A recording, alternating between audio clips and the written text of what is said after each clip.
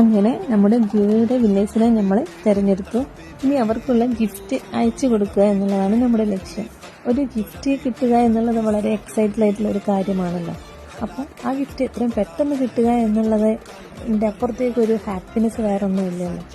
So നമുക്ക് അവർക്കുള്ള packing തുടങ്ങാം. ഇതിൽ 2 പേര് കുറച്ച് ലോങ് ആയതുകൊണ്ട് നമുക്ക് കൊറിയറായിട്ടാണ് നമ്മൾ അയച്ചു കൊടുക്കുന്നത്. മറ്റേത് നമ്മൾ നേരിട്ട് പോയിട്ട് കൊടുക്കാനാണ് വിചാരിക്കുന്നത്. പിന്നെ നമ്മുടെ പേജിലെ ഫസ്റ്റ് ഗിവ് അവേ വിന്നേഴ്സ് ആണല്ലോ. അപ്പോൾ നേരിട്ട് കാണാൻ പറ്റിയ ചാൻസ് നമ്മൾ കളയാൻ പാടില്ലല്ലോ. പിന്നെ നമ്മളെ സപ്പോർട്ട് ചെയ്തിട്ട് ഒരുപാട് പേര് നമുക്ക് മെസ്സേജ് അയച്ചിരുന്നു. വിന്നേഴ്സ് ആവാൻ പറ്റാത്തതിന് പരിഭവം അറിയിച്ചിരുന്നു. നമ്മൾ നെക്സ്റ്റ് 10 ഡേയ്സിനുള്ളിൽ ഒരു ഗിവ് അവേ കൂടി അനൗൺസ് ചെയ്യുന്നുണ്ട്. അപ്പോൾ അതിൽ വിന്നറാവാൻ വേണ്ടിയിട്ട് എല്ലാവരും തയ്യാറാവാം. അപ്പോൾ നമുക്ക് നെക്സ്റ്റ് ഗിവ് അവേയിൽ ശരിയാക്കാം. അപ്പോൾ പറഞ്ഞ പോലെ ബൈ. മാളിക പണിയണ മാറ്റത്